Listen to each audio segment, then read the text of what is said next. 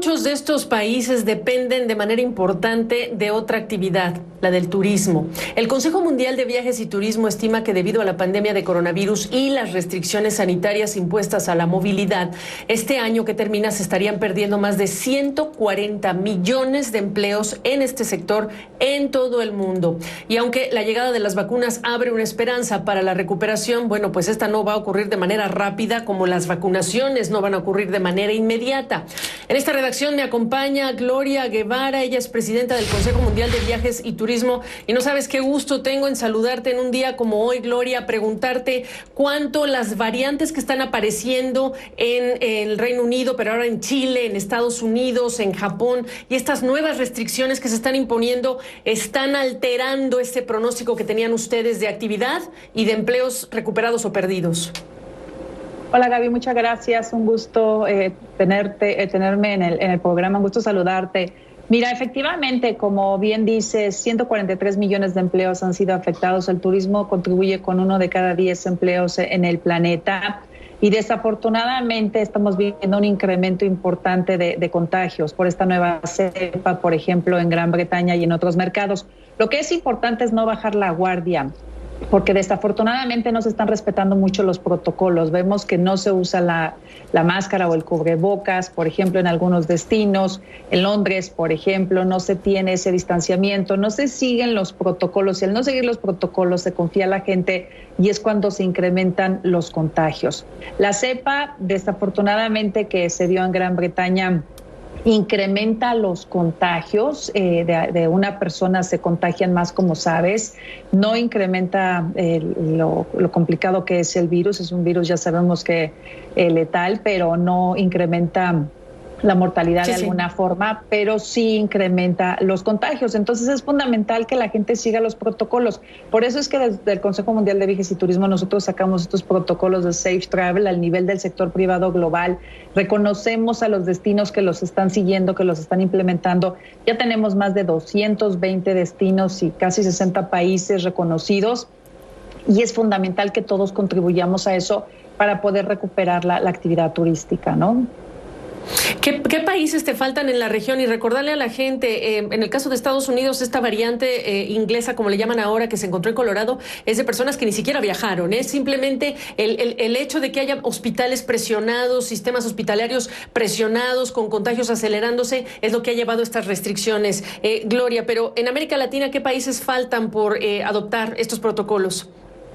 En América Latina la mayoría de los países ya los han adoptado. Tenemos, por ejemplo, Colombia, en el caso de México, la mayoría de los estados de México también, Chile, Argentina, Perú, Ecuador, Uruguay, por mencionar algunos, ¿no? La gran mayoría y algunos de Centroamérica y el Caribe también ya han adoptado nuestros protocolos.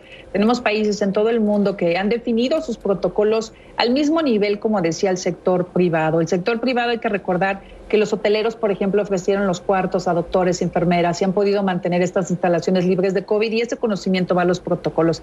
Pero es de todo seguir los protocolos. Los expertos nos dicen si 45 días todos usáramos el cubrebocas, pues esto se terminaría. Desafortunadamente se ha politizado, como tú sabes, en algunos países y no todos estamos siguiendo los protocolos como nos lo recomiendan los expertos y eso está afectando la recuperación de tantos empleos que se han perdido en nuestro sector, ¿no? Por supuesto. Ahora, háblame de este pasaporte para viajes que se está promoviendo y en el que están participando en la promoción el Foro Económico Mundial, algunas aerolíneas también del mundo. ¿Ustedes también quieren promoverlo? ¿Hacia dónde lo quieren escalar? Mira, el pasaporte de viajes, Gaby, existe desde hace más de 30 años. Es un librito amarillo para que la gente que ha viajado mucho lo conoce y antes te pedían ciertas vacunas cuando ibas a ciertas regiones del planeta. Lo que nosotros estamos promoviendo con la Organización Mundial de Salud, por ejemplo, con el Foro Económico y con diferentes organismos, es un certificado, que este certificado lo que dice es si ya te hiciste la prueba de COVID. ¿Por qué es importante esto? Porque no podemos esperar a la vacuna, ¿verdad? La vacuna es para la gente vulnerable. En un principio son la prioridad, los grupos vulnerables, los doctores, las enfermeras. Y vas a ver el año que entra, por ejemplo, cuando mucha gente venga de destinos de alto riesgo con gran cantidad de COVID a destinos de bajo riesgo, que te van a pedir que te hagas una prueba de COVID. Si te has hecho la prueba y que hayas salido negativa, y esta se incluye de forma digital en una herramienta. Hay herramientas como Common Pass, como OK Pass, herramientas de IBM, de Google. Son muchísimas las plataformas que ya se han probado y se están utilizando, de forma que antes de subirte a un avión, tú dices, te muestras que ya no tienes COVID, se te hizo una prueba en las últimas 72 horas, o en el aeropuerto y se te permite subir. Esto es lo que a veces se le confunde con el pasaporte de salud, pero en realidad es una prueba, y conforme a fin de año otros grupos que no son vulnerables tengan la vacuna, entonces vas a incluir la vacunación en este certificado. Pero eso va a ser mucho más adelante. La vacunación no puede ser un requisito para viajar. Lo que sí quisiéramos que fuera un requisito, sobre todo de destinos de alto riesgo a destinos de bajo riesgo, es hacerse la prueba de COVID antes de subirse a un avión y que solamente se les permita a los negativos abordar, ¿no? Pero esto es solamente, como decía, de alto riesgo a bajo riesgo. Subrayar entonces que cuando pasemos el año que entra a hablar más de la vacunación, esperemos, y menos de contagios, no tendrá que ser un requisito, porque el gran debate, Gloria, tú lo sabes, es en algunos países cuánto una empresa va a estar en condiciones de decir, te puedo contratar, pero necesito que te vacunes. En el caso de los viajes.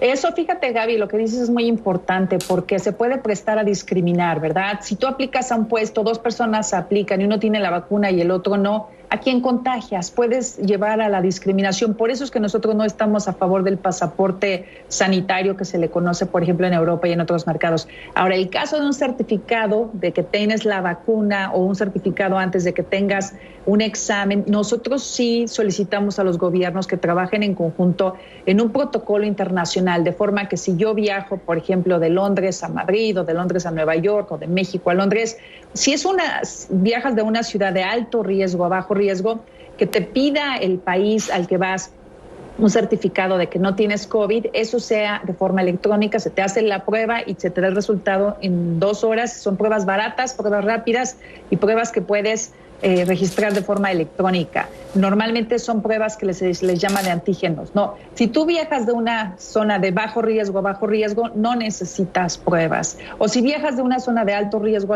pues tampoco, porque están en la misma circunstancia. Todo es de acuerdo a los riesgos y eso es la recomendación que da, por ejemplo, la Organización Mundial de Aviación Civil, ICAO, que se le conoce en sus nuevas guías. Son las recomendaciones que da la Organización Mundial de Salud, el CDC.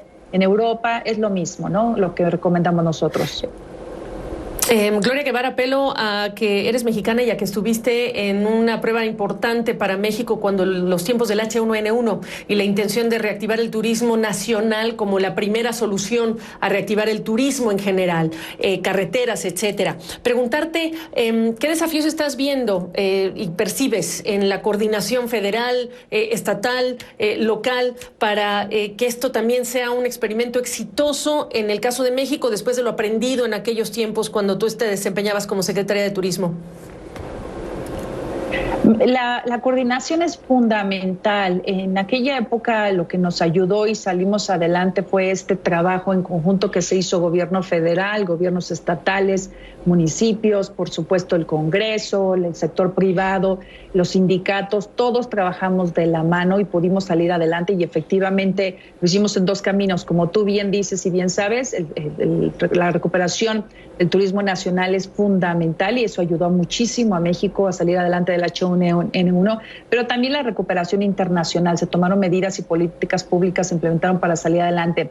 Hoy en día yo te diría que ese es el reto más importante en esta pandemia.